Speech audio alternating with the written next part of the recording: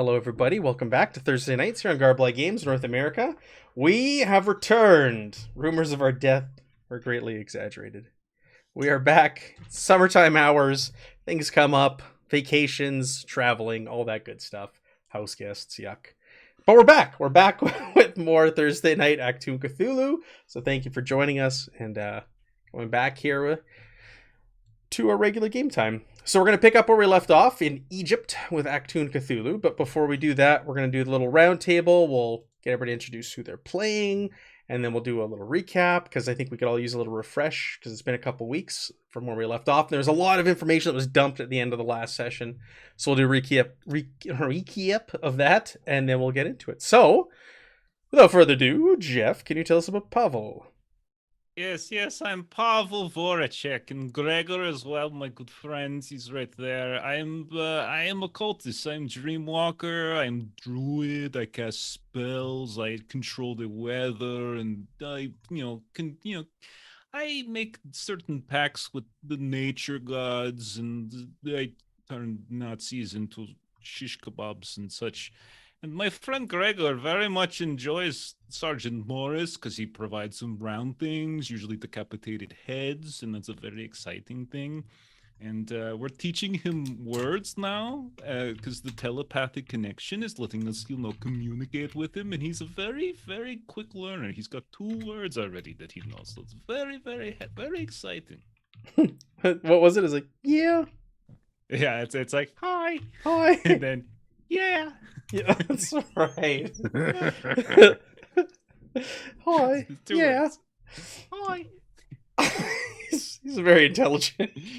He's first in his class, as we all know. We've mentioned this several times in the Carpathian Elementary School where I found him. He was first in class. Yeah. All right. Megan, tell us about Ruby, who has been now uncovered as the true hero of this campaign after last session. Oh, we'll see about that. See what kind of conundrums we can get up to. So I play Lieutenant Ruby McKay. She hails from the bustling hub of Moose Jaw, Saskatchewan. She was born and raised there, worked at a Verboa's diner, and one day, the love of her life, Roger walks in, and that was it. She was smitten. And when Roger decided to go across the pond to England, with rumors of unrest and whatnot across the sea, she followed without hesitation. It was upon his death, when she woke in an army hospital, that she decided to dedicate her life to nursing, and was recruited to join this ragtag bunch of officers. I'm calling us officers this week. Officers. Section D. Right? That's what it is right now? Is that right, Aaron? Yeah, Section D. Yeah, Section D. We're not Section M yet. Dun, dun, dun. Oh, hey, Griffin. Thanks for stopping by. Appreciate it. Aaron, tell us about Leopold.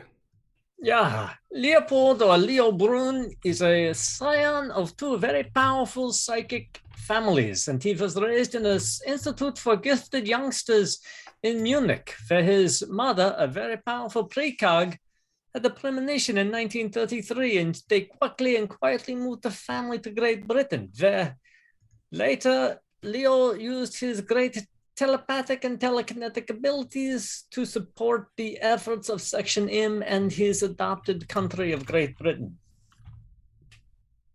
That's right. Some scary stuff that he can do.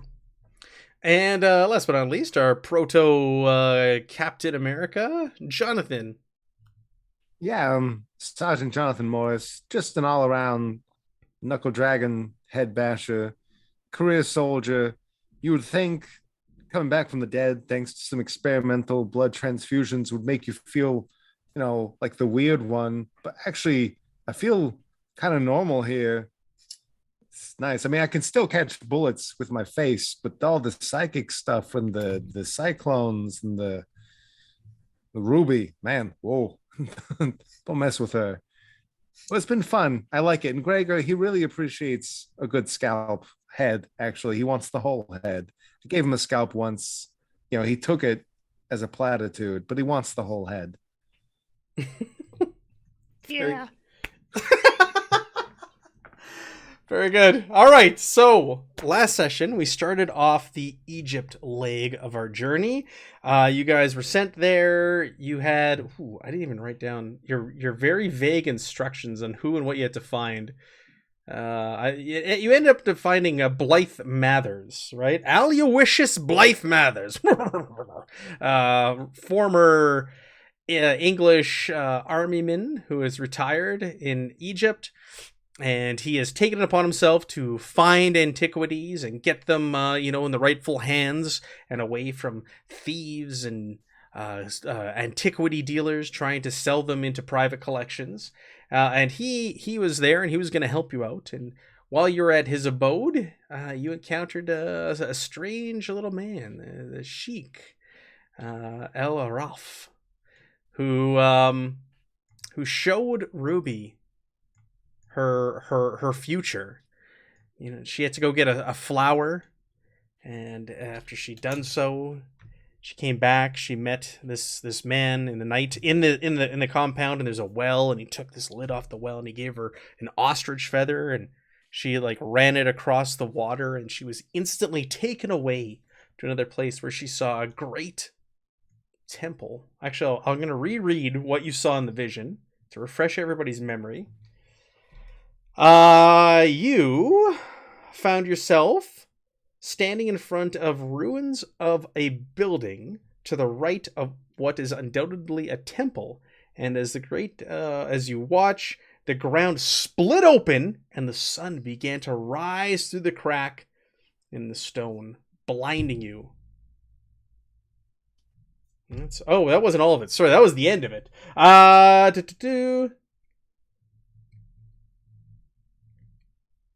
You don't see a reflection. You see a massive sandstone facade supported by 6 pillars. Each of the pillars contains the carved head of a woman with cow's ears, the goddess Hathor, who is immediately recognized when you see her. And that's when it went to the ruins of the building next to it, and you had the sun and the temple and the shifting sands. And that's when you came out of it. And the Sheik, he made you this concoction. And he said, you must go. You got to keep your mind sharp. Do not be chained by thinking that willow is only of use for making cricket bats. That was one of the things he told you, right? You are going to be heading to the dreamland of Duat. That's something. But you're going to go to the ruins of ancient ruins of Dendra. And you're going to enter Duat there using this concoction, this potion that he brewed you from the flowers, the lotuses that you got him. And that's kind of all you've been told, and you've been sent on this journey. I think that's just about everything. The Red Ale of Truth, that drink is called. Blue lotus flowers. Defeat the dreadlord Apophis. Yes, you can defeat the dreadlord Apophis. And then the sun will be yours for the taking. That was another piece of it. Important information. The sun will be yours for the taking.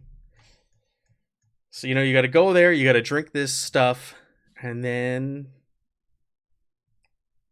crazy shit will happen. Maybe. It's like peyote in the desert. So, you guys know that you need to get there. There's multiple modes of transportation to get there, each with their own, advantages and length of time. So you can either go by rail, you can go by boat, or you can go by plane.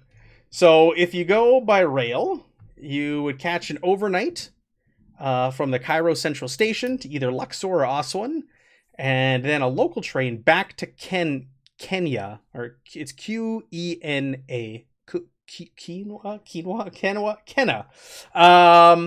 And from there, you'd either have to walk or take a taxi ride about 3 miles to the temple.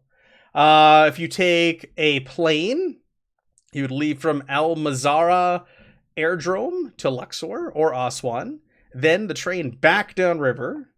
This is probably the fastest route, but the most expensive. But I don't know if money's any object to you guys. And then the other way is by boat. You'd go straight down the Nile to get there. It's probably the most evocative of all the different routes, but the longest. The trip down the Nile would be on a steamer, and it's about 370 miles south of Cairo. So it's going to take you quite a long time to get there, much longer than the other two options. So it's up to you. How do you want to get down to the neighboring village? I mean, To these I routes. love long, steamy, and evocative so much, but also one pump chump. Let's go fast. We must stay ahead of our enemies. We are currently, at least we believe we're currently ahead of them now after leaving Italy. So perhaps we should go on the most expeditious way to get to this dreamland of Duat in the Temple of Hathor. What do you Does seem think, to- Pavel? It seems to be our general MO. We kind of just rush into things. Yes, you do. It's Ah, good strategy if you think about it. Like, no one's prepared. Like, we're not clearly prepared, but they're also not prepared. So it's like, even Stevens. So super fast. Sounds perhaps we shall call it a blitzkrieg attack. good. That is a good name. I've never heard that before. That's what we should All right. call it. Yes. Trademark stamped right here, right now. We own that. Yes, no one's ever going to use it in a different way. So it's all Never. ours. We'll file a patent or, an intellectual property paperwork, something like that. I don't know. There you go. Trademarked. So you want to go the fastest route? Fastest. Yes. You're gonna take a plane. All right. So you're ushered out of Blythe Mather's home. So you head to the airport, the aerodrome, and you book some tickets to Luxor it's leaving later today. The flight is pretty uneventful, but once you get there, you do need to book a train to get back down river. You're gonna have to spend a few hours there. While you're there, let's get some dice rolling, shall we? Before we roll some dice, can we prepare our mantle for the day Yes. and see if we have developed any momentum? Yes, please go ahead. Boop.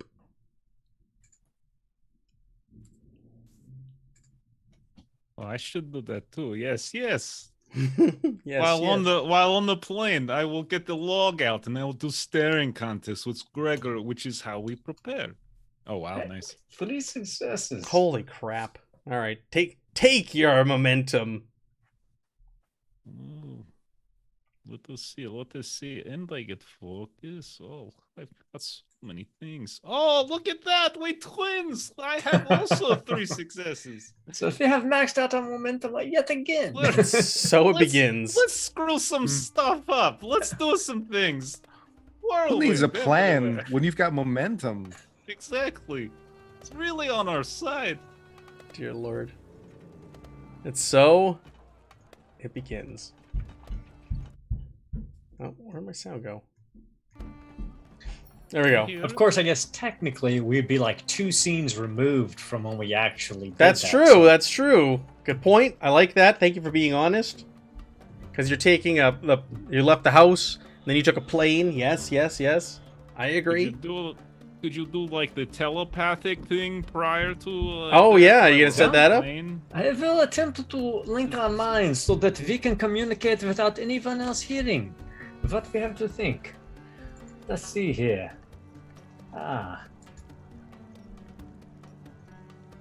Stream, can you hear some music? And if you do, is it not too loud? May I spend a point of momentum to perhaps improve our odds? Yes, as much as you Please. would like. So if we're going to lose quite a bit of it, I will go ahead and use 3 to get 4 dice, and perhaps we shall read some of it back.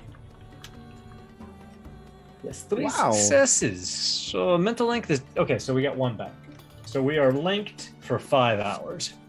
5 hours. It's not even gonna be that long to get to the next village. Kenna? I don't know. Qena. Say Kenna. Hi. So while you're there, so you took the plane from Luxor or to Luxor. It's very uneventful. Not a lot of people on there. It's mostly just you. You were given some funds from section D on that last leg, and while you're there, you're looking to book a train to your next destination. I need everybody to go ahead and make me a reason observation, and we'll do sight if you have it. Just a difficulty of 1.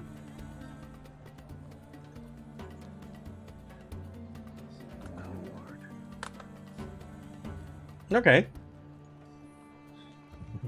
Jonathan is not very observant right now. He's taking in the sights. He's just I'm trying to swinging his teach- sword around the airport. Well, it's that. And I was also thinking I would teach Gregor how to do paper, rock, scissors, but he only ever does rock. That's his third word. Rock. So you're Every time he puts his hand out. Rock. It doesn't matter what his hand looks like. Rock. Yeah. You leave the airport, you head towards the train station. As you're making your way through town, through Luxor, you do catch, out the corner of your eye, a small contingent of Nazi soldiers here present.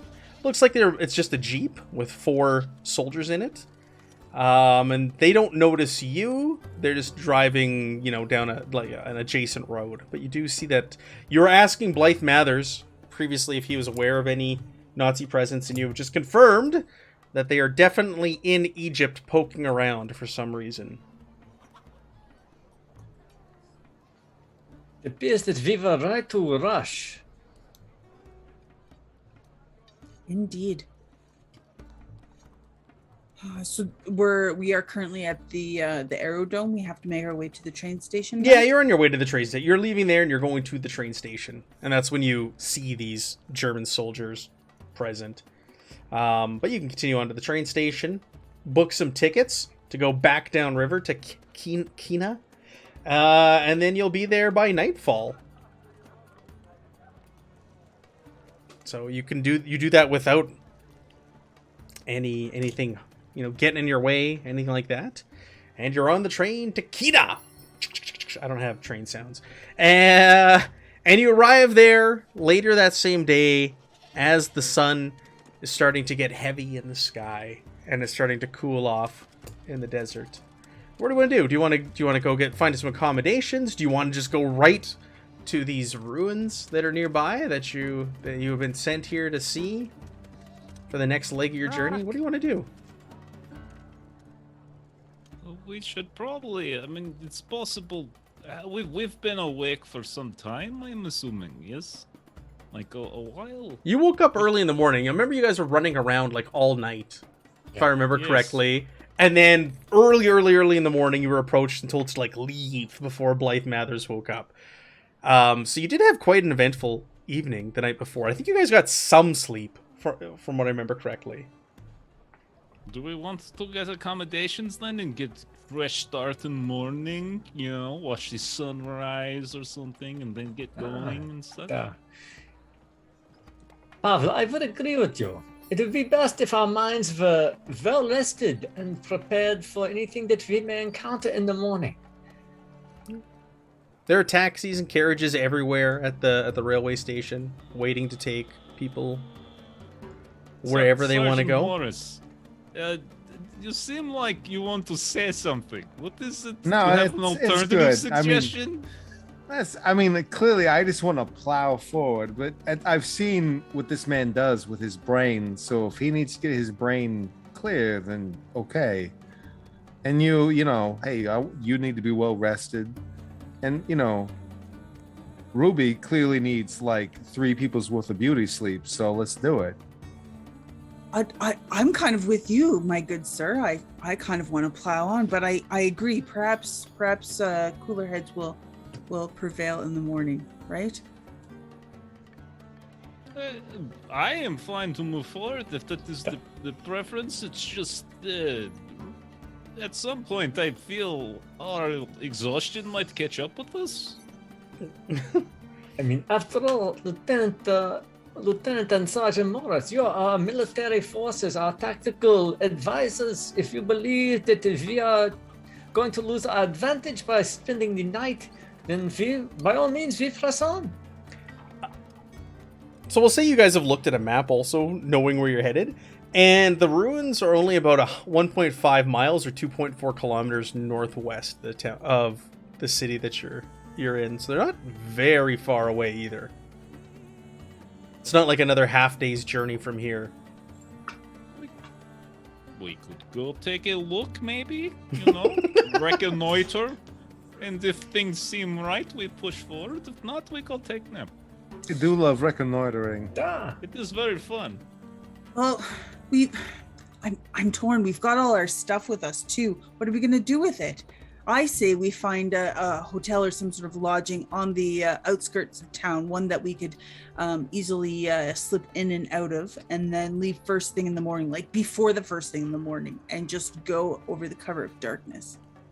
And watch the sunrise. Yes. Yeah, Gregor. Yes. We'll watch the sunrise. Good. So Leo will then look at one of the taxi drivers, and in Arabic, Egyptian dialect, will ask for a hotel or hostel or inn somewhere on the outskirts of Yeah, Luxor. I can take you there. I can take you there, and they give you the rate, and off you will go in a carriage to the nearest hotel, where you find a decent, modest room and rate for the night. And you're going to stay here for the night, and you want to leave first thing in the morning? Yes. Before sunrise. Yes. Okay. Set your alarms or ask the desk to call you at a certain time. You're not quite sure if that's going to be reliable, as you're like out in the middle of nowhere, outskirts Egypt, but It's all right. I'm up way before the sun for PT, regardless. If you guys are still slacking, I'll get you. there you go. All right. So, yeah, all of you have a pretty restful night. Ruby, you just have visions of this temple all night with the Hathor-headed columns outside, and they just seem so vivid. And you wake up in a cold sweat, and you close your eyes, and it just keeps coming back, and it's just you standing in front of this massive temple over and over and over again. You just can't seem to break it. You don't have a very good night's sleep that night, but everybody else rests just fine. Could I do something, GM? Is that okay? Sure. So, we haven't really talked about this in a while, but Pavel is a dream walker. Like, he goes into people's dreams, and he walks around. I forgot about that, I was yes. curious. I like to think that, Pavel does like to peek inside everyone's dream, just to make sure everyone's okay. It's not creepy at all, I enter their creepy, thoughts, their dreams. Just making sure there's no craziness. I mean, like, accepted craziness is fine. So, considering what happened, I just wonder if I could take a peek, maybe. Sure, you can roll. You violate Ruby's dreams. That's fine. I'm okay with. Just a little bit. Yeah. Just a little bit. I just want to make sure it's. I don't know what others are. This Come on, is just what. I'll even ask. How about that? How about we do that? I'd be like, Pavel will say, I don't talk about this too much because I don't want to sound like a braggart, but I'm pretty good at, interpreting dreams, and not just interpreting them, but like visiting them and seeing them. Perhaps there is something that I could see from a lucid perspective as a foreigner to what's happening that maybe you're not quite picking up on, since dreams are so abstract and everything. Only if you consent, of course. This is not something I would want to do, to a friend. Well, yes, please, absolutely. And if you see like Dream Ruby like freaking out, like just tell her she'll be okay. All right, give her a hug. Right. Okay. Yeah. That's how it works. Yes. Okay. So yeah, I just can. Can Pavel just to get like a first-hand view of like what she's dreaming about, Sure. seeing like visions and stuff like that. Yeah. What do you got to roll for that? It's one of my personal truths. I'm a dream walker. It's like I got to pick that for in character Weird. creation. So Okay. you tell me, man. We've I never got mysticism. I We've could never do- used this before. my standard casting for traditional cast is insight survival. So that's where most Let's of do my casting that. comes from. Yeah, let's do that. It's a truth. So, 'cause she's it lets me do my she's mysticism. agreed to this, so I don't want to make it very difficult because she's aware of it and she's okay with it. It's not like you're trying to like sneak into someone's dreams and things like that. Yes, so. yes. I'm going to try to do that sometimes, though. Yeah, so But only with Nazis. But like you don't need to hide. Like you're not scared of her seeing you in her dream because she's right, invited and accepted. So we'll just do And like a difficulty it's good one. to flex the muscles a bit, so then I can go into Nazi dreams and punch them in their dreams While they sleep. That's just right in the face, in other places. 2 successes. The groin. All right. So take your momentum, and yes, you wait till Ruby falls asleep, and then Ruby, you're standing there in front of this temple with these Hathor-headed statues, and all of a sudden, Pavel peeks out from behind one of the columns and waves at you. Whoa. Hey, sleepyhead. And you can clearly see now what she's seeing, and you can see that there are other buildings or ruins around it. It's not just this one temple. This is the largest and the greatest of all of the structures here, but there are also like there's a ruined building to the right of it, which Ruby had talked about previously. There's like a partial wall around it. You can see there are other ruins beside and behind it, and you can see these columns as well, and you see this bright sun high in the sky, shining down, like almost blinding, but you can look right at it, and you don't have to cover your eyes. But it's very strange, but it's giving off this image, and there's no voices or anything, just this temple and the sun. You don't even hear like the wind or the sand blowing past. But could I perhaps do like an invocation roll at this point and just try to like speak out into the dream void to see if there is perhaps some sort of like mythos-like influence that's happening here, like someone's like embedded, because invocation is how you like communicate with like the other creatures of different worlds, and it's what Pavel's good at, and I never get to do it, so I'm kind of curious if I could Sure. try. So you just want to shout out? I just want to be like, yay! Maybe to Hathor, since we know it's like a temple of Hathor. If I could try Okay. to like Yeah. reach Let's out, do it. You know? Let's do. I want to do 2 difficulty on here. This is not going to be super easy. Oh no, to fair pull off. enough, fair enough. But Okay. yeah, you want to try and like connect and communicate with this place, Yes. this vision. I want to. I'm reach. It's a temple to Hathor, and I want to literally try to see if I can communicate with Hathor or whatever being or creature identifies itself as Hathor or something like that, who might be helping to funnel these dreams. Yeah. Okay. Could I do like persuasion, which has invocation in it, and like either insight or will or something? Let's do will. Okay, sounds good. I will use some momentum. Sure, because you're gonna lose some after this scene, so you might as well, because you're all sleeping, right? So you're gonna lose some momentum, so might as well use Is it. it? Okay, I've been playing 2 different 2d20 games. Is it 1 for 1, or is it scale up when you use momentum? Like 1 and then 1 for 1 and then 2 It for 2? scales you need up. 3 for 2 dice. Okay, so let me do that. So I'll do. So I spent 3. I'm gonna go to 4. This is will, and I have focus for invocation. That's 4 Holy successes. crap! And all you need is 2. So go ahead and take your 2 momentum.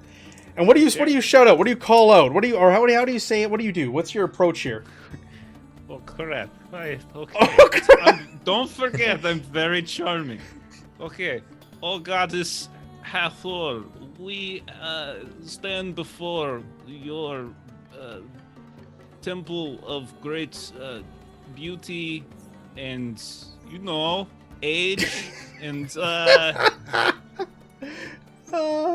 Okay. we are here with your chosen, your chosen emissary.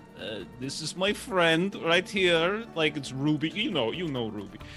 We come here seeking guidance. We know, and I will then sort of like recount some of like the specifics of what we're supposed to do here. What guidance can you give us in ensuring that our path is true and that we honor you at the same time? Like, what can we do for you is sort of like what I'm asking here. Okay. Also, this is Gregor. He comes with me everywhere. Hi. Hi. So all of a sudden, this temple starts to like shake and rumble and falls to the ground in ruins. And rising up from those ruins is a big, grand, massive gateway with walls that look like they stretch to infinity on either side. Like there's no end to them going from either way of the desert. And there's a big, giant gateway guarded by 5 mummies, and they have armor on them. They're holding spears. And in the middle of these mummies is a large, strange snake, a massive serpent, probably like 12, 15 feet tall, but it's like girthy, like it's wide. This isn't just like a little normal snake. Like this is a massive, some sort of god. You assume it's a large boa constrictor. And I'll show you a picture of what you see. Hey, Ruby, you see that? That thing's freaking huge. And it looks right at you, Pavel, and it hisses, and its tongue is flicking out like right in your face. And it says, "What is your name, and why do you wish to travel to Duat?" I am Pavel, this is Ruby, this is Gregor. We are coming here to, Ruby, I believe it was, we need to reclaim the sun, I believe is the ultimate goal. But yeah, reclaim the sun, that's what we're doing. And it hisses, and it slithers in front of Ruby, and it asks the same thing. "What is your name? And why do you wish to travel through Duet?" I am Ruby. I'm here to set. It's been foretold that I'm here to set the sun free, with my friends, of course. That's me, my old friend. And then he slithers over to Gregor and eats him. No. How dare you? No. No, he doesn't. Gregor is 500 feet tall in the dreamlands, just so, like, The- he's gonna choke.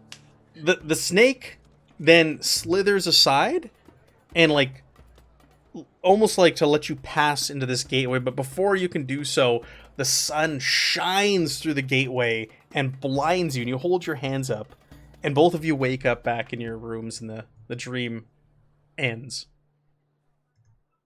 Oh. We have to go. We have to go. So Yeah, we got to go before the sun comes up or something, I think, right? Like, that snake was so huge. oh my gosh, we have to go. We just have to go. Let's go wake them up. I'll get Sergeant Morris. We have a system. It's great. Wait, I'll get. Are we still using aliases? Should I get Sammy then? Oh, we're in a Dune town. We can come up with different aliases. Just keep shifting it. They'll never be able to find us. That's how we do it in the professional spy industry. That's, I am definitely part of. I went to school with this young girl, Susie Laurie, and I hated her so much, but I loved her name. Can I be Susie for this round? Yes, you can, Susie. That's such a weird question. Of course, you're Susie. You're yourself. Oh. Susie, my favorite color is purple. Okay, let's go. Purple? Okay. And so I will go find Sergeant Morris, and he's already doing PT. Okay, I was gonna wet Willie him with Gregor and to wake him up, but oh well. So we'll be very crestfallen when we see the PT. I mean, if Gregor wants to, it's okay. No, don't. No, best. Okay, No. come here, Gregor. Best 2 out of No. 3. No, Rock. Oh, you got me. Okay. Oh, that's 4. Oh, Oh, he's gonna use another word after going to the duet. Yeah. Duet. I'm an amazing teacher. What can I say? I'm That's inspirational. great. It's awesome. He's had a rough night. We were in Ruby's dreams, and there was a big old snake and like these mummies, and like we talked to like these crazy powerful creatures, and then we saw this gateway that went on forever, and we gotta go now, like while it's dark. Okay. Well, you reminded me why I'm so happy I don't dream. That's just wow. Yeah, I've peeked in there, man. We've got to do some sessions one of these days. We got to really unpack some of the stuff that's in there. It's a very I don't know. dark place. It's okay. Bottling up just feels healthier, I think. Like there's grimdark, and then there's your head, and like those are like different degrees. But you know, we can work it out. I can help you. I've been working on my name. I'm thinking Dexter Lance. Dexter Lance. That's Yeah. good. I like it. I was thinking Rex Star, but that's stupid. No, Rex Star's great. Don't no, come on. That's good. I like that one. You sound like action hero.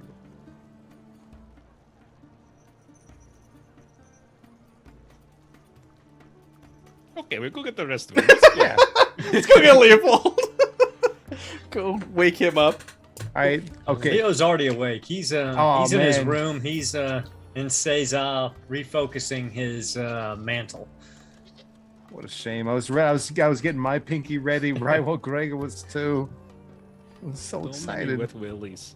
It's a weird tradition. Yeah, that's not right. It's not. Just why we do it. I'm gonna give Matt a point of threat and Oh, take no. my 1 success for the mantle. Thank you. Yes, I should do that as well. Do you want to reestablish your mental, or is that what you were doing? No, that was just resetting. Oh, God. Oh my god, that was just. Can I take your resetting threat my also? mantle. Yes, you can take. All right. another. And you guys want to set up your mental? Yeah, I'll go Connection? ahead and attempt to telepathically link us all. Yep, You guys success. both went from critical successes to critical failures, but Jeff did get a critical success and a critical failure. Okay, so you're all mentally linked. You're all talking about your aliases in each other's heads. You're gonna head outside your hotel. You want to try and find passage. You're able to find someone who is willing to take you out there, but they say like it's night. Nobody visits the temples at night. Ghosts and spirits roam the deserts at night. You don't want to go there. That is why we want to go, actually. Oh yes, don't worry about spirits and ghosts. Like I'll just talk to them. It'll be fine. We know I've dealt with it before. It's okay. They're just spirits are just people without bodies. That's all. You know? He looks at you and goes, "It'll cost you extra." Who carries the money for the Yeah, trip? who's the money person here? I guess it's I believe that is Oh. Susie. Da? yeah. Susie? Yeah. In Suzanne. my oh, absolutely. And I'll go and I'll grab and I'll just like drop like a whole handful of coins. Sure. You've got what? Egyptian money. You've got some money from left over from Italy. Some money from Vienna. At this point, And a few nuts that we put in. And a like few- Gregor just adds them few in just in nuts. case. and a He few wants to nuts. be- He's helpful. All right, and he looks at it and he's just like doesn't even question, puts it away, takes you to his carriage, takes you out to the site. Like I said, it's only like 1.5 miles to 2 and a bit kilometers. Like takes you no time by carriage to get there. It's about an hour or something. Not very long, relatively short. But there are no lights out here in the desert. You've just got the moonlight guiding you, illuminating the desert all around you. But on the horizon, you can see these ruins. You can clearly see, illuminated by the moonlight, these pillars with the head of Hathor on them. And Pavel, as you saw in the dream, you can see that there's like a ruined fence or a structure around it. There are other ruined buildings around this one, just like you saw in Ruby's dream. It's identical to what you witnessed, and they're all in various states of disrepair. And as you guys get closer and approach these ruins themselves, the temple, there is a man with a lantern who holds up his hand and approaches the carriage. And those who speak Arabic understand that he's telling the driver that he's got to turn around. You can't come here. You got to come back during the day, and there's no visitors allowed at this time of night. He's got a rifle slung over his shoulder. It's a local man. It's not like German soldiers or anything like that. It's just like, what would you say if we wanted to go now? Like, can we negotiate like passage and stuff? Like, we got coins and nuts and things, and if there's something else we can do for you, like we're very friendly people. We're all academics. Every one of us. This is Susie. She is like super great archaeologist. But we would like to pass through. We mean no disrespect. We will not. Why don't you make me a reason persuasion roll? Oh, okay. Okay, I can do that. I can make a reason persuasion roll. One difficulty. Okay, I will go ahead and tap into a little momentum. Oh yeah. Reason. Is it reason? Reason. Yeah, reason persuasion. If you have like negotiation, you can use that. Nah, I don't. Wait, is he a mythos creature? Because he is definitely not a mythos creature. He is. Okay, just checking. He is a man. He is a man. Okay. He's not wearing like a uniform or anything. He's just. Oh my god. Nice. There you go. He looks at you and he goes, "How many coins do you have? We could strike a deal, coins. And there's some ruins out back. What are you looking to do here? What is your purpose of your visit?" Well, like I said, we're all academics. We are studying the goddess Hathor. He says, "I don't care. How much money do you have, and why are you here?" Well, you asked. Of course, we've got. What do you want? Pavel lists the amount of money that sounds reasonable. And then we can give you a handful of almonds as well. He says there's a ruined sanatorium behind the temple. You can set up there for the night. You'll be out of sight. I will tell the other guard when he comes here in the morning. I will not tell him of your presence, that you're here. This seems very fair. And what was your name again? That's so rude of me. My name is Mohammed. Mohammed. Oh, that's a nice name. I think it's the only name I've used. It's the most common name in the world. Yes. Okay. Well, thank you for your time. Here are your coins. Here are some nuts. And we shall takes go the coins and the nuts, and he shows you around these ruined walls and back behind the temple. I can show you guys actually a map of the area. How full is the moon, Matt? It is full. So you're being guided to the sanatorium behind the Temple of Hathor. On this map, you'll see it's like right behind it. Mm-hmm. Yeah, I see it. And he sets you up there. It's in pretty rough shape, but it is away from everything else. He's like, you can be fine. You'll be fine here. You'll be fine here. You can spend the night and you look around, but don't make too much of a mess or trouble for me, okay?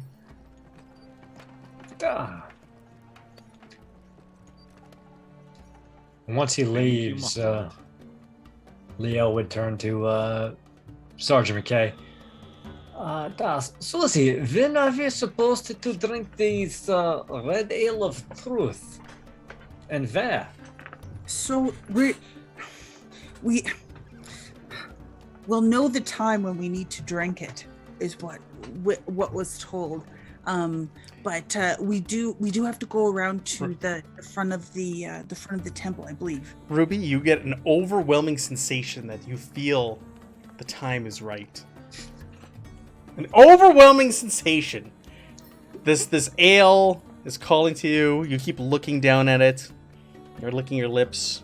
You see the full moon up in the sky. This bright, bright full moon. You know there's only hours left in the night. That It would be such a lush. The bottle is calling to you. The red ale is calling to you. You just need one sip. You just need to hit your It's lips. 5 o'clock somewhere. There is enough for all of you. It looks like there might even be enough left over if you don't need to just down it all. Like you guys could all take a sip and see what happens, and there'll still be some left over.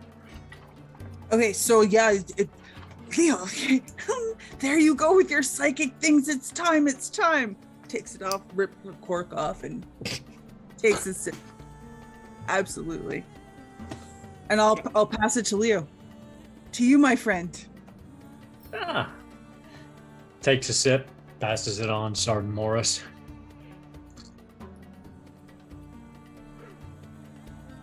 Why? It's like cough medicine. Tastes like licorice. Why? Oh, I love licorice. Like black licorice. Oh, so good. God, what's wrong with you? We must all make sacrifices, Sergeant Morris. Oh, no. I'd rather be shot. Sincerely, I can shrug off his gun pain. out. Well, okay. You're all talking, you're all kind of arguing, talking about how it tastes like licorice, and you're looking at one another, and all of a sudden you stop and you look at your surroundings, and you're standing on a rectangular piece of stone pavement facing a range of mountains. The sun is rapidly sinking down into a gap between the two peaks. Oh, wow. We didn't get a sunrise. We got a sunset. Ah! Bravo, my friend. You're a dreamwalker, is that correct? Are we in the dreamlands here? That would be a good question. Matt, would I get the sense that as a dreamwalker, professional dreamwalker, as a it's on the truth, sheet. yeah, you don't even need to roll for it. You believe you've all took a sip of this and you have now entered the dream. Well, you've shifted, your surroundings have shifted around you and it's day all of a sudden. You have a pretty good feeling that you have entered the dreamlands. We are no longer in the realm of the physical. We are in the dreamlands. This is, you could tell because look, Pavel is like 500 feet tall. And we know that that's not true. I'm just kidding. He's not that big. But yes. But be careful. Just because we are in dreamlands, there are things that can still harm us here. So it is not pleasant for my studies. I must admit, until now, I believed that the dreamlands were simply a psychic manifestation of the subconscious. This is very fascinating. Now I can see where this might cause us great harm if we're not careful. There are many ancient creatures with whom I have encountered who are far more adept at navigating these lands than I am. But stay close, be careful, control your thoughts, mental discipline will aid you. I've known you all very well. All of you seem very mentally disciplined, so I think you will be fine. So, Lieutenant McKay, where are we supposed to go? As the champion of our adventure here, where should we be headed? So all we see are mountains. So and you're surrounded by desert on all sides. You've got this mountain range dead ahead. The sun has gone down, and it has illuminated almost like a straight pathway from between these peaks right to you, like a walkway straight to these peaks. Well, Leo, I say we go straight. It's like they want us to go this way, and she just starts bolting off. One thing that you notice as you start to bolt off, also, your clothes are all the same, but you look at your gear and your weapons, and anybody who's carrying a gun, they've been transmogrified into, like, period appropriate, like, bow and arrows, If anybody had like a dagger, it's gonna be. It doesn't look like your modern day dagger. It looks like an ancient Egyptian dagger. Your sword looks pretty much the same, Jonathan, and your shield is identical. That shield that you picked up back in Italy, it looks just like it did. Actually, it probably looks even newer and more pristine than it did when you picked it up. Oh, Leo's So only that mental weapons are his focus. mind, so he has nothing to change. Because he is completely inept at both gun and knife, and would kill himself instead. Nobody's wearing any like synthetic fibers or anything. I'm sure you're all wearing wool. Otherwise, your clothes would also change. But I'm sure you're all wearing like wool and Yeah. cotton and all that. leathers. Leathers. Yeah, so you'd be fine. Very Otherwise, that would all colorful change as well. fabrics. Colorful fabrics. That's what he wears. Well, he wears black suit and black pants and black hat and black, but many colorful like scarves and bonnets and things like Would that. they be silk or something like that? Because then you'd be It would fine probably also. it'd probably Yeah. be silk. Nothing really from that time period. Synthetic is not really that widely used when it comes to clothing. I should warn everyone: be careful not to stray. If you leave the path, it does not necessarily mean you can see it as easily from afar. Stepping 5 feet to the right into the darkness could lead you on a different path entirely. One you might not be able to easily recover from. Well, maybe could we borrow your scarves? Could we tie them all together and we'd all hang onto a side of one or something? Well, let's go easy. Like, they're gonna get all wrinkled when you do that. But yeah, okay, that's fine, Susie. Okay. I do have many scarves. Okay. And it looks like the distance to these mountain peaks looks like just way, way, way far on the horizon. Like, it looks like it's going to take you forever to walk over there. Like, We must hurry. a day or more. Let us go. Okay. So you set off in the direction of these mountains. You're walking, and you're talking, and you're observing, and you see you see desert on either side. There's no change. There's no sign of life. There's no sign of anything. You don't really hear any noises or anything either. But as you're walking, it looks and seems like the distance towards these mountains is getting less and less and less. Like, within a matter of minutes, you've closed more than half of the gap from where you started to these two mountain peaks where this light is shining through. And next thing you know, you take this next step, and all of a sudden you're just there at your destination. And you're greeted, well, Pavel and Dribby, you're greeted with a familiar sight. You are standing across from a sandy plateau, and ahead of you lies a massive gateway with walls that stretch forever on either side. There are 5 mummies standing there, and a large snake-like guardian in front of this gateway. I'm gonna go right down on my knee and bow my head and like pull them down. Oh yes, of course. We have returned. We've returned with much time.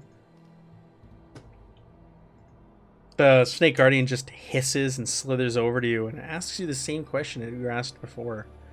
What is your name, and why do you wish to travel through the duet? We are, and I'll tell everybody's names and so forth. We are here to release the sun, to set the sun free. We were chosen. It slithers up to the next part. Leo asks you the same question. What is your name, and why do you wish to travel the duet? I am Leopold Brun, and I have come to the Duat in order to assist Lieutenant McKay in setting free the sun and defeating Apophis. Slithers over to Jonathan. What is your name, and why do you wish to travel the duet? My name is Jonathan. I'm here to help her with whatever she needs. The sun, the defeating, the stuff. Slithers finally over to Pavel, asks him the same question. What is your name, and why do you wish to travel a duet? I am Pavel. This is Gregor, and as my friends have said, we wish to reclaim the sun. Oh, holy creature! We mean no disrespect. He hisses, slithers aside, letting you pass through the gate, all of you. Seeming to be satisfied with all of your answers. I would hate to unsatisfy him. That went very well. Very good job, Lieutenant McKay. Ruby is Susie. I get so confused. Susie! Who's this Ruby? See, if we don't know each other's names, Oh, did you use your know our did names? you use your real names? Yeah, I did. Leo did. I did. Oh yes, yes. Okay. Okay. Good. Excellent. I was like, wait, did any of you use false names? Because that could have ended badly. All right, so it moves aside, and you've got this long stone pathway to continue down. And up ahead, you can see what looks to be in like another gate. You start walking and walking and walking. And you come to another gate with a similar scene. 5 mummies and another one of these snake guardians. But this time, in front of it sit 2 chairs, a table, and this table has an inlay of ivory in a grid pattern, 3 rows deep and 10 columns wide. The table's legs have been carved to look like those of an animal, but like nothing known to you. It's definitely something, but you can't quite identify it. I'm gonna, without even rolling, I'll say Pavel and Leopold, you recognize this game as Senet. Ancient Egyptian game of passing, spoken of in the books of the dead. A snake guardian slithers over to all of you. Who in the party has the highest will? What's everybody's will score? 12. Wow. Well, there you go. I'm gonna say that's probably the highest. Well, Pavel's is probably 12 too. Mine's 11. My insight's 12. Okay. 8. The snake guardian slithers over to you, Leopold, and says, "Will you join me at the table for a game?" Of course, my friend. It will It's be my pleasure. slithers over to one side, in front of one of the chairs. Another chair just it kind of pulls out on its own for you to sit down in. As you Leo do- takes a seat. Yeah, as you do so, all of a sudden, the playing pieces just materialize on the board. And the Snake Guardian starts explaining the rules of Senet to you. And it seems really clear as he's explaining them. Something, because you're both like history guys and Egyptologists and things like that, and you're into the occult and all that, you don't even need to roll for this. Nobody has ever discovered the rules of Senet. So while this seems really clear and it makes sense to you, at the same time you're kind of scratching your head because the way he's describing it, you're also kind of forgetting it as it's being said, and you're doing your best to try and keep these bits of information and these nuggets of rules in your mind as he keeps droning on and on. It almost seems like you're losing it as he's saying the next bit. Go ahead, and I need you to make me a will and resilience roll. It's going to be a contested roll against the Guardian. Okay. Can I take 3 momentum to get a couple extra die? Yes, you can. Okay. And Matt, I am going to spend 1 fortune point to make one of those automatically a critical. Nice. Okay. Nice. So that'll be 2 successes automatically. So I'll just roll 3 dice, and we'll consider the 4th dice is the crit. Okay. Yep. Okay. So 5 successes. All right, and the Guardian, it's opposed, got, let's say, will and resilience. Whoa. Okay. Yeah, you're sitting there and you're like walking through the rules in your mind, and it moves the first piece and you move yours, and it moves the next piece and you move yours, and next thing you know, you're overtaking the Guardian's pieces, and he's doing his best. He seems almost kind of flustered as you just keep taking and capturing each one of his pieces, and he's unable to keep up with you and even take any of your pieces, and next thing you know, he says, "The game is yours."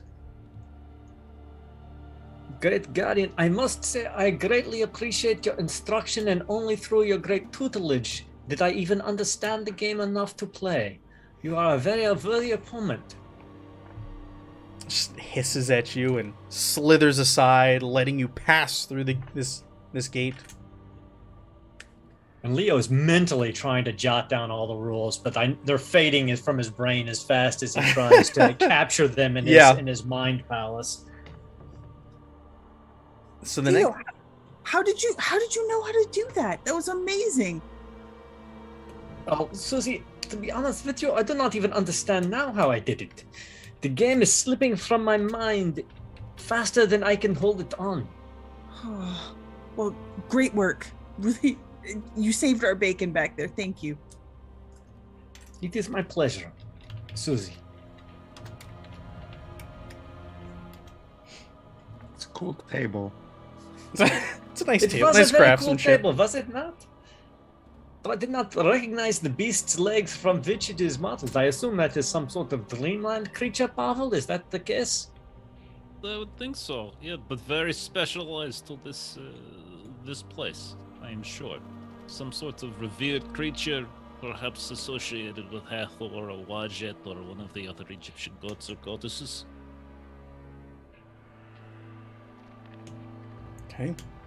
You guys head on, you continue. And you're greeted by 2 more of these gates, guarded by 5 mummies and snake guardians, but these ones don't ask you any questions. They just move aside and let you pass as you continue on. And after some time from going through the last one, this next gate does not lead to another featureless plateau, but to an oddly decorated, low-ceilinged room. There's severed heads of bizarre, nightmarish creatures, things you've never seen before, hanging upside down from the ceiling. And the walls are richly carved and painted with images of the gods and scenes depicting the books of the dead, as they describe this very chamber. The Judgment Hall of Osiris. I'll say this is known to both Pavel and Leopold without any rolls. Quite common Gregor knowledge. is losing his shit. And Gregor's Lucy's chirping. Hi! Hi! Oh, yes. Okay. Rock. Just points at the ends and looks at Sergeant Morris. Rock. In the center of the hall is a raised stone dais, on which stands a large set of balance scales.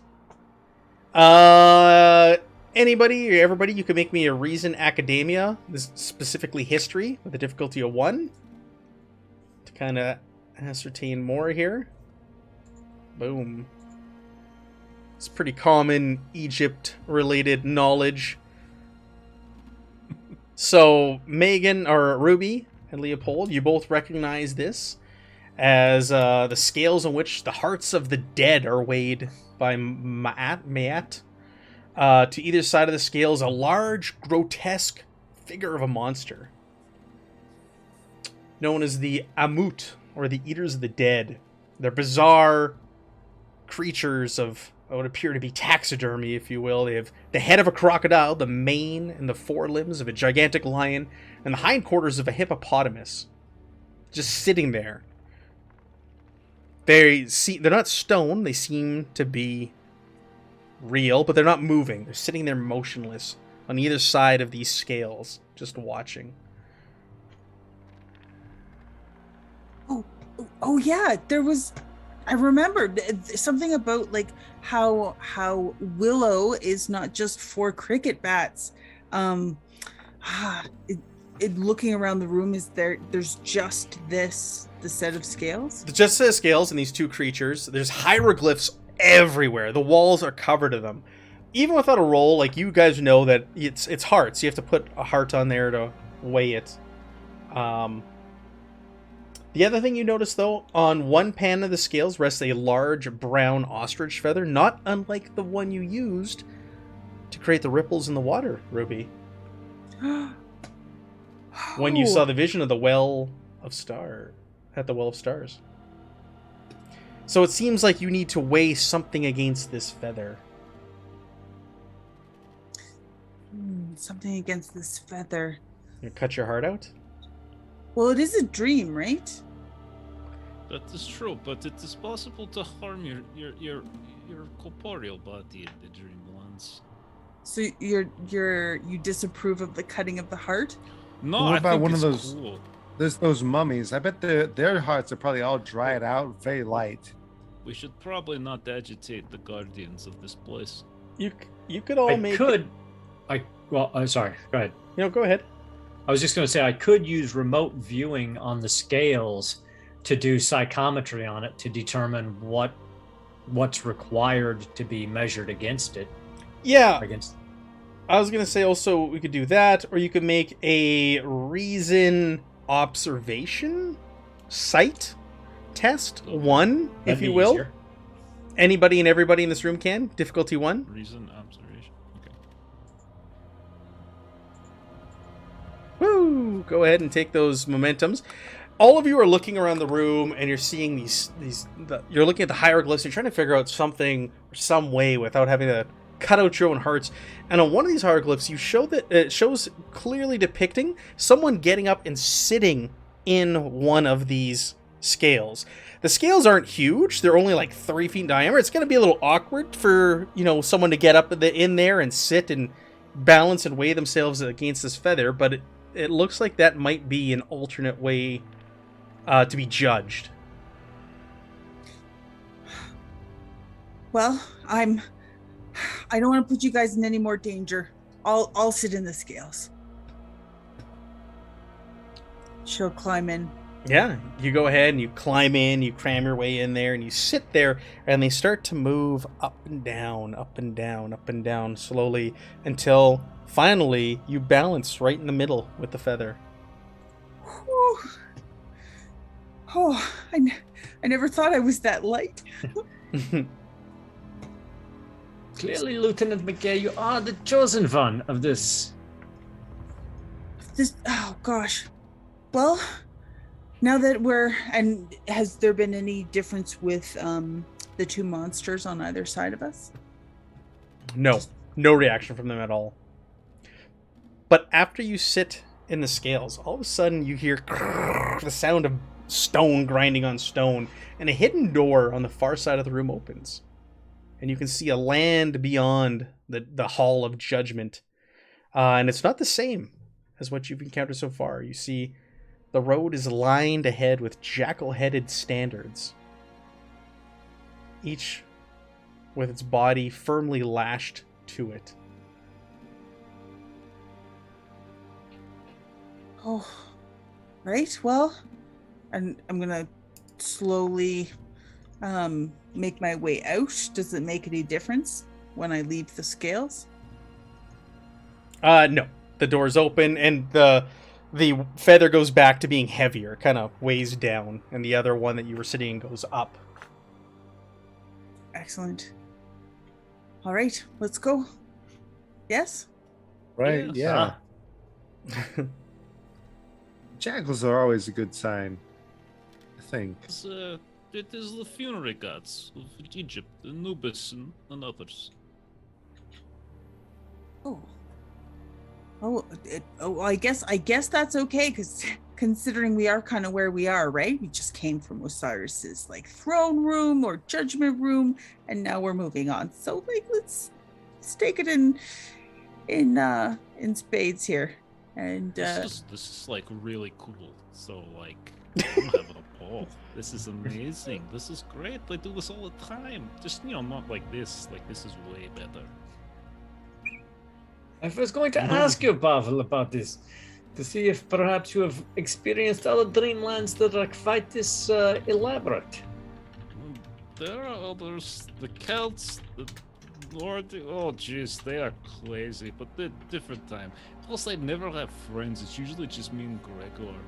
No offense, Gregor. But more the merrier.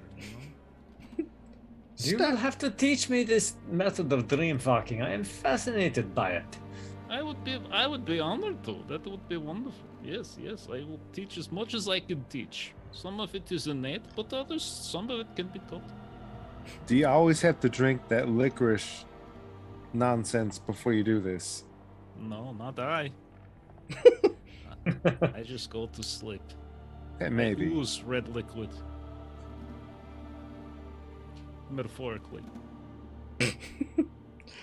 All right. So, the hallway lined with Anubis. There are also faces, it seems, along the walls. And as you step in, you start looking. Every face you look at, and it's different for each of you, is the face of someone you've killed. You see the faces of the German soldiers from the hospital. You see people from your past. You see other soldiers that you've encountered during this mission staring at you as you walk through this hallway. They're on either side of you, the faces of those you have killed. It appears this path is lined with the faces of those who have fallen before us in our crusade for truth. This must be You a good deserved it. sign. You deserved it. You suck.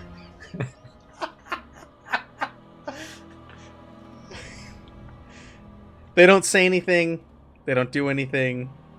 Lifeless eyes look at you. They don't blink as you pass through. You continue on, and this road does not end or lead to another gateway, but instead to the shores of a lake whose inky black waters are smooth like polished glass, just like the water was in the well last night, Ruby, before you took the feather to it. And you can see on the far side of the shores, in the middle of this seems like a giant lake, there's an island on which stands a temple, not dissimilar to that one at Dendera, only a smaller scale. The one you saw in your vision. The shore that you're standing on is lined with trees all around you. Anybody and everyone, you can make me a reason science, biology specifically, or survival. Reason survival or science. Yes, I will take Roll. this. Oh my god, Aaron. Holy crap. Oh, I what? think, I think we got to go with the complication there, because I mean, That's gonna be a Double fail. complication. That's gonna be a fail forward here at this point. I got a But I'll success note on a that. reason check. Boy. You identify these trees as willow trees, growing along the edges and along the shore. Susie, that's those are the things. We can make cricket bets.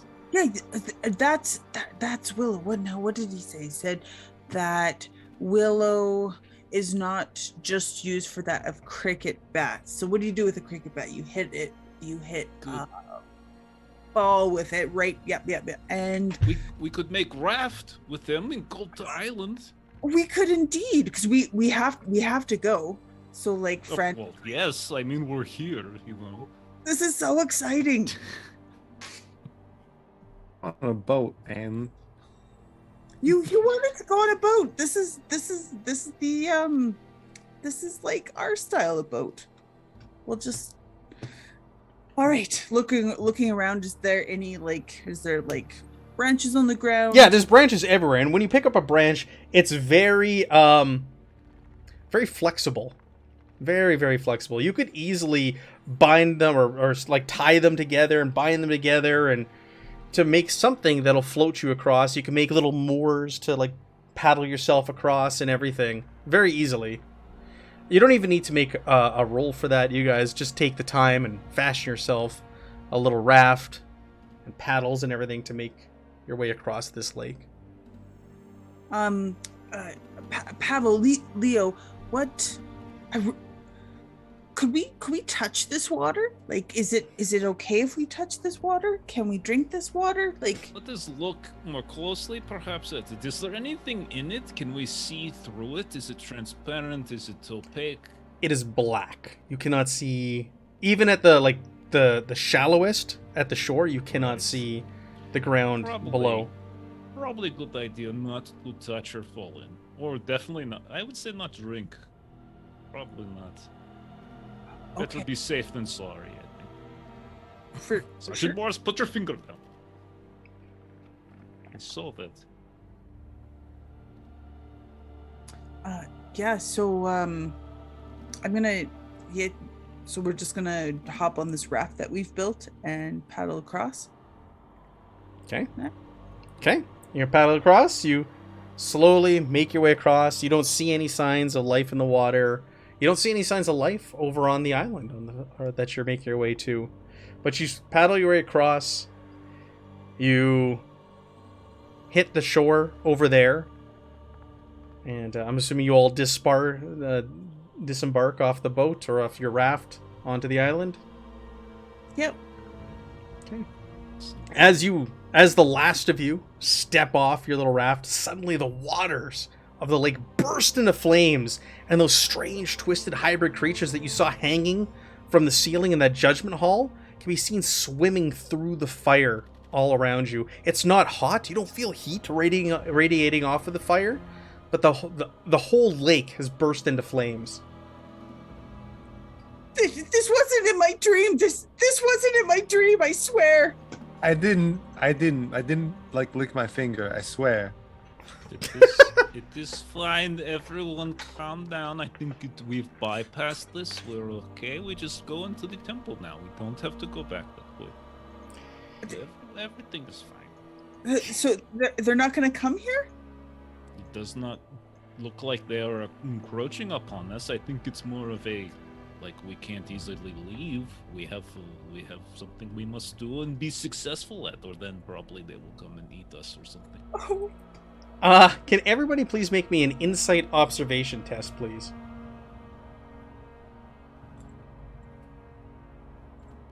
It is 2 successes. Take your momentum. Also, 2 successes. So, 2 successes. Well, everybody who got 1 success, you swear you hear like the faint sound of what sounds like a train or an engine or a vehicle approaching.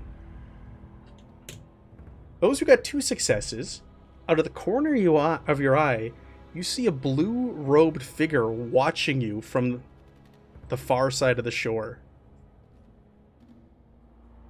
See him, Leo? I see him. Do you recognize him, Pavel? Do we recognize him, Matt? You don't, but you do remember hearing of a blue-robed man at the excavation Concentration site. camp, yeah. Yeah. Right. It could perhaps, I think I have the name somewhere, but I think we learned like maybe. Well, there's someone in purple robes. Was it Strange purple robe? man in purple robes. Yeah, Interesting. that was with Fuchs. That's what I Yep. have in my notes. Purple? Alright, we'll say it may be purple earlier in the adventure. So it may be, it Yeah. might be an arrow. So we'll say purple Maybe robes he's as well. You see a changed. man in purple robes. Do you look at him? Oh. Or are you just kind of playing it cool? Or like, what do you... You see him out of the corner of your eye. I'm I assuming we're Pavel, just gonna should call we him. engage him? think that is our modus operandi. Let us go confront him on He's- our terms. Far end of the shore. So as soon as you turn to confront him, he just instantly vanishes into thin air. When he sees that you see him, he vanishes. We are not alone. Apparently, they have also counted the dreamers amongst the cadre of foes. As you're Be on alert.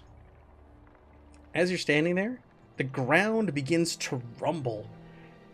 And from beneath the ground, this massive worm-like creature erupts from within it, barring your way. It's not like a normal worm. I immediately start to walk without rhythm. Instead of a mass of it has a mass of withering tentacles for a maw. There's a huge distorted human face in the middle of this worm's where its head is. Accompanying it are 11 other more normal-sized human faces poking out from folds all along the creature's repulsive body. And the faces undulate and change and scream and sob and threaten you all at the same time. Let me show you a picture of what you're looking at here as well. I don't want to see one after the description. What is wrong with you? I want to sleep tonight. Oh my god. Oh God. Oh, that's not going to go well. I'll show it on stream there. The stream can see this giant, massive worm creature with a human head and multiple human heads all over it, screaming and crying and withering and trembling in pain, and also throwing out threats. And it seems to be barring your way as you want to pass into this temple. It's sitting there in front of you. It doesn't seem to be moving at you. I need all of you to make me a resilience test to avoid suffering mental stress from seeing this thing. Please and thank you. Discipline apply here. Yes. Discipline. Good. You're good. Critical 3 success. successes. Okay, you're all good.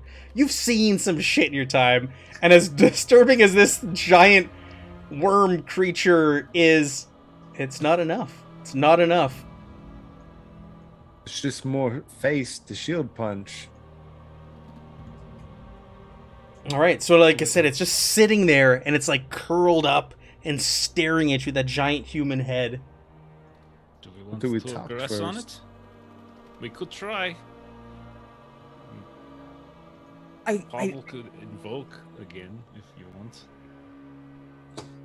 I feel we Or have to Susie. defeat it before we can get past it.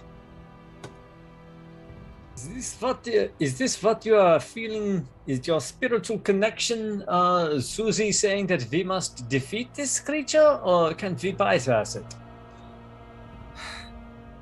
My vision had like the earthquake and like rubble and whatnot. There was definitely no gigantic like man-eating worm thing for sure.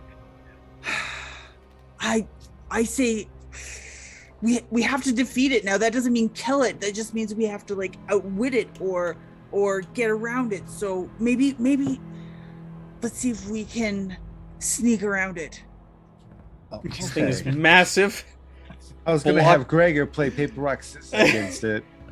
He is very good at it. He is. There is nothing on this island. It is completely bare of any trees or anything over here. It's just wide open with a smaller scale version of the temple you're sleeping next to in the middle of it. Perhaps you attempt to communicate with it and see what it wants from us? Right. We shall try. Yes, yes, yes. Oh, creature, we come not to fight with you. We mean no harm to you. We merely wish to gain entry to the temple that you guard. Tell us, can we do this peacefully, without the shedding of blood? I would like to, if I can, make invocation past you. Okay, yes, go ahead. It'll be difficulty 2 here, invocation. I will tap into some momentum. What are we invoking? Just Well, it's like I just say like invocation. Like invocation is like communication with like it's like communication with like gods or supernatural, that kind of stuff. So that's what I was assuming. Okay, yeah, go ahead and make your roll. 2 successes, please. Do you want will or insight or what do you want for this? That is a great question. I want insight. I like that. You like that answer? I'm going to go ahead just because I want to make sure that nothing goes wrong. I will spend 3 momentum to get a couple extra dice using my invocation. Hopefully, I'll be able to earn it back. That's 4 successes. So I can Okay, take your momentum. Take your 2 momentum. And this giant worm human-headed thing like slithers over and like its big massive head gets right in front of yours. It's probably about the size of you and it's looking right at you. You can hear the smaller heads all screaming and moaning and wailing in pain. And it says, "What is your purpose here?" I will look at Ruby. Oh, right. Our purpose here is to set the sun free. Yes. It slithers over to you, Ruby, and his big, massive head. You prove you are worthy. Okay. What task do you set before us? For we shall pass anything you set before us. Those who have proven their worth, present your gift to me.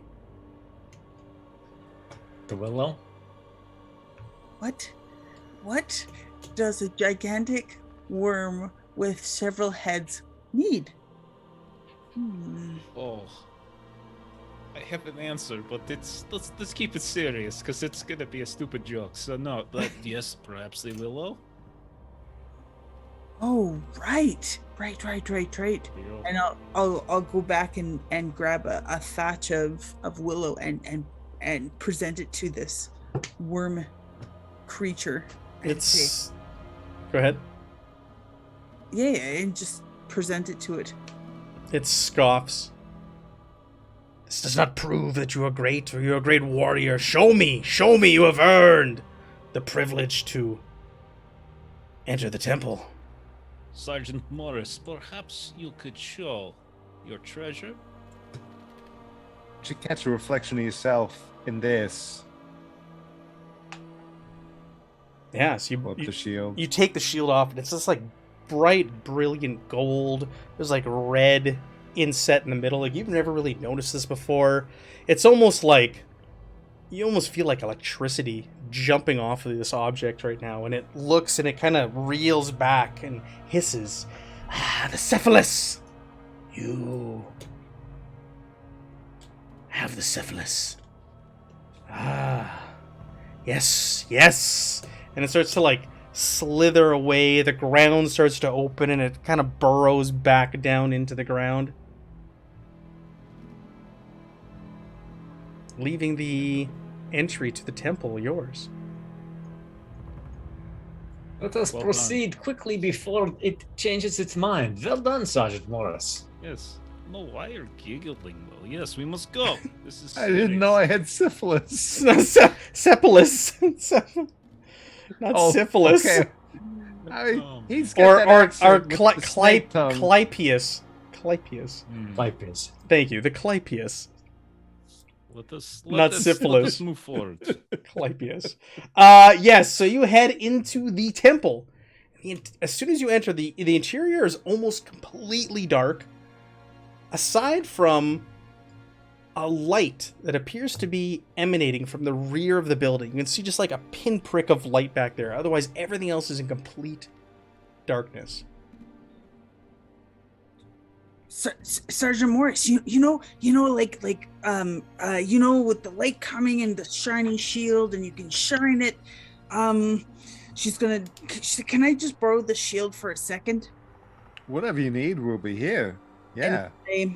Can I use the shiny surface of the shield to like move the pinprick of light about to see around in our surroundings at all? Oh yeah. Yeah, so you can do that. It's not going to be much light, but you can move it around, and it like bounces off pillars and objects in this room. Like when you shine it like on a nearby pillar, this room looks as almost if it would have the day it was built. Like it's immaculate in here. The paint isn't peeling or chipped. There's not in ruins. It's immaculate shape in here. But you've just got this pinprick of light, and you're kind of scanning around. You don't see or pick anything up from what you can tell. Okay. Perhaps that is the light VF23. Oh, absolutely. Let's go. Yeah, so you start to make your way forward, and as you get closer and closer, the light gets brighter and brighter as you're heading towards the rear of the temple. It gets stronger and stronger. And you enter a room. Those of you who are our history people, this is most likely the sanctuary, this area of the temple. And in here, you see there are 4 statues, all holding up what appear to be like a sun disk. And they're holding them in various positions. One of them's holding it way up above its head. Another's holding it at its like waist. Another seems to be holding it behind its back. And one has it down, leaning forward down near its feet. And they all have these sun discs. They all look different as well. They're not identical to one another. I think perhaps, Lieutenant, that you had the right idea all along. That if we maybe reposition these sun discs of these 4 statues to capture the light, we may in fact be freeing it. Oh, thank goodness you're with us. No. You would have thought of it yourself. True. Look at the big brain on Ruby. Go Oh, ahead. God. Let's Stop. let's go ahead and make a reason. What's academia? Roll here. Difficulty of 1. You can do history if you have a specialty. Yeah, in history you can use that. So many reason rolls tonight. Not occultism, because this is like Egyptology. This isn't going to be like anything like too deep. Nothing. Okay, so we got 2 successes. So, and 1 success. I like how Jonathan's just like, yeah, this all makes sense. Oh, well, no, reflecting the light. I got that. looking around the room, the 2 with the 2 successes, you assume that one of these is the disc of A10, A-T-E-N. And the others must be imposters, and you must choose wisely when selecting the one that is the true artifact. Like I said, there's notable differences between all of them. There are different orientations of the hands. Are there, like you said, there are 4 different goddesses? Are there like what heads? They're do all they- identical. So all of the statues are identical to one another, except for the position they're holding. These sun discs, and the discs themselves all look slightly different as well. Okay. So, let's reflect the light and see what happens. Yeah. But if we must select the correct disc, if we use the incorrect ones, we may find ourselves in a bit of trouble.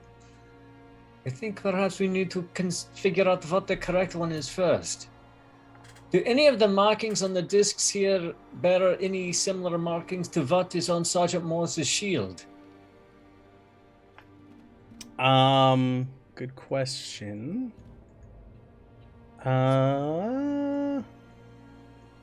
Just reading the description of the different discs.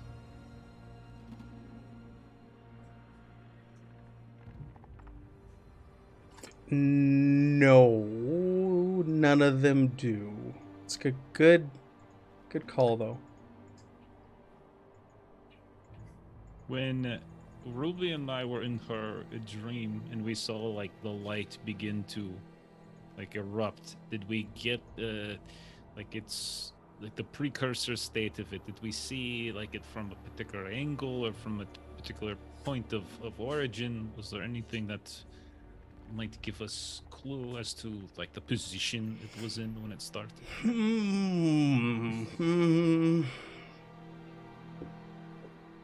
Yeah, let me see here. You guys have the clue. How can I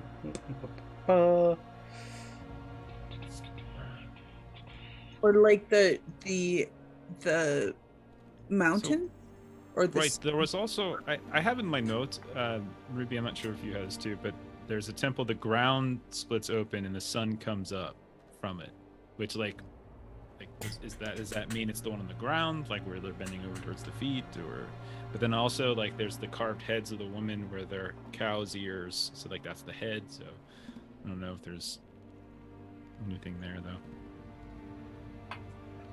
No, it would absolutely. So what's these? They're just round discs. They're round discs made of metal, and they have like almost like beams of metal coming on, like all the way around. Like if you think of a sun, you know how you draw the lines all around like a sun when you're doodling. So there's like metal pieces coming out, jutting out from the these sun discs themselves as well. We could do let's do a test here. A reason observation with 2 difficulty as you're looking at all these.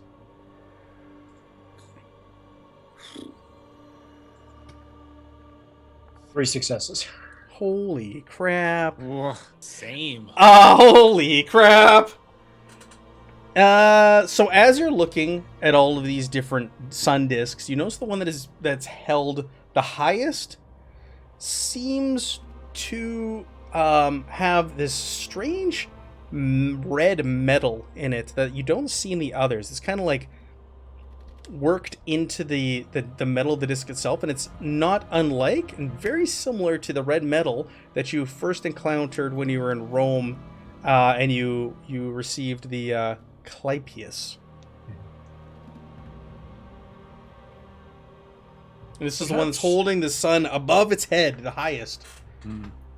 So the Clypeus is the shield, right? The shield, yeah, that's the shield on Yeah, so the Jonathan's shield's got, back. like, metals in it. Okay. Yeah, I think that guy's got syphilis too. That is very astute. That is very astute. I think you used the wrong words, but I understood the gist of what you were saying. That does bear a striking resemblance to the metallurgy.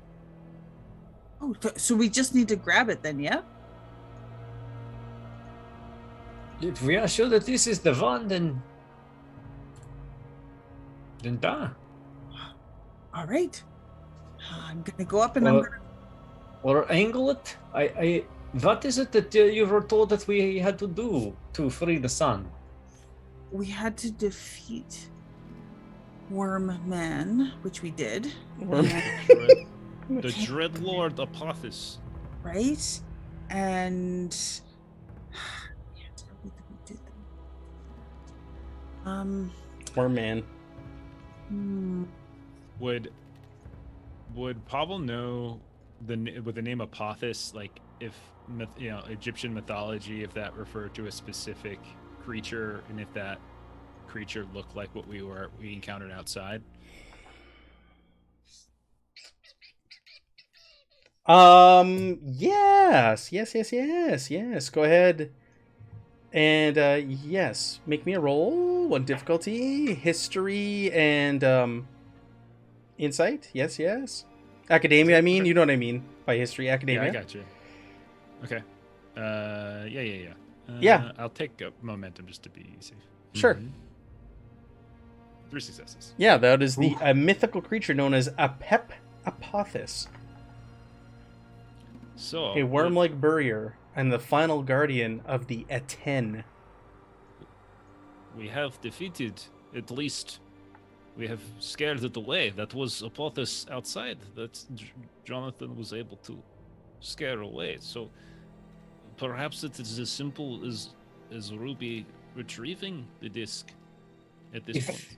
If you wish, I could psychometrically link myself to the disc to determine what we must do with it. yeah, absolutely. Sure. I will attempt this then. This is your new power? No. Yeah, remote viewing. Yeah, so it's remote viewing. If I succeed, I have to spend 3 momentum, and then yeah, I get glimpses into its past and its purpose, etc. Sure. Okay. So I will spend 1 momentum if that's okay to get a 3rd dice on this remote viewing. Please do. Brain mojo. It's always a good idea. Got 3 successes, so I get that Holy momentum crap. back. Wow. You guys. Then- All right. So, Then I spend you the 3 momentum to figure out its past. You close your eyes, and then you're transported back to a scene out of antiquity, and you see this thing being crafted, and you see that there are fingerprint indents in the back of it, where one must place their fingers when grasping or picking it up. almost like, remember how someone had to put their hand into the mouth of the statue and that prick came up and the blood came down and released it? Looks like the fingerprints or like a trigger on this one. And you see this ancient scene where someone approaches it and they're wearing gloves and they go to grasp this thing. They put their fingers of the fingerprints and all of a sudden this electricity jolts all over their body and they burst into flames and burn to death. You fast forward to another scene and you see someone grasp and pick up the disc with their bare hands and their fingers go within these fingerprints, and you realize they're in this room here and they're carrying it over and they're placing it atop this statue that you're looking at, who's holding it high in the sky, and they place it in its resting place that it's in now, and they let go and nothing bad happens. Lieutenant McKay, I have seen the past of this disc. It is very interesting. There are fingerprints on the back, and you must place your naked fingers into those slots and be accepted by the disc. If you are found false or wearing gloves or some other such, you will be destroyed. But if you put your hands in and you are accepted, it will awaken, I believe, the sun to you. All right. No pressure then, right? Okay. All right. She reaches around and looks for the fingerprints. Are they easily... Oh yeah, you see them. Like, you look around behind, you can see that there are indents where your fingers must go into. Also, this thing is known as Aten the Life Giver. You saw that in the past as well, the Life Giver. All right. Let's do this. And I'll pick it up. Reach up. Yeah, you reach up. You put your fingers in the different indents. You kind of like close your eyes. You wait a minute. And nothing seems to happen. You have this thing clutched. This sun disc clutched in your hands. Oh, look at that. Huh! I'm worthy. Look at me. Ruby McKay. Worthy. Yes. Of course, Lieutenant. We have always known you are worthy. Oh, you guys are so sweet. So you pull this thing down and you're holding it in your hands. Everybody make me, please, a insight observation test. Sight specifically. I was rolling for the fallout from my spell, but I'm okay. Okay. 3 successes. Look at you. Everybody who gets a success, you see a purple-robed man at the far side of the room, and he suddenly sees you, and you see him, and he starts running back into the darkness the way you came into this temple. Can I cast a spell? Do I have time to cast a spell? You don't have time to cast a spell, because as he runs and you notice him and you call out, all of a sudden, the room around you fades, and you're back in that sanatorium where you drank the drink. The bottle's laying there in the sand next to you. Your weapons are back to being guns. Ruby is clutching this disc, the sun disc. And you don't see the man anymore. The sun has risen, but you can hear the sound and rumble of engines somewhere nearby. The Nazis are here, the purple man. We must make He saw haste. us. He saw us. He knows we have the disc. You poke your head up, and you see on the horizon Aaron's threat coming to haunt you. You see 3 Opel Blitz German vehicles rumbling through the desert in your direction, and slowly, and more behind them, you see a Panzer II tank rolling through the desert in your direction.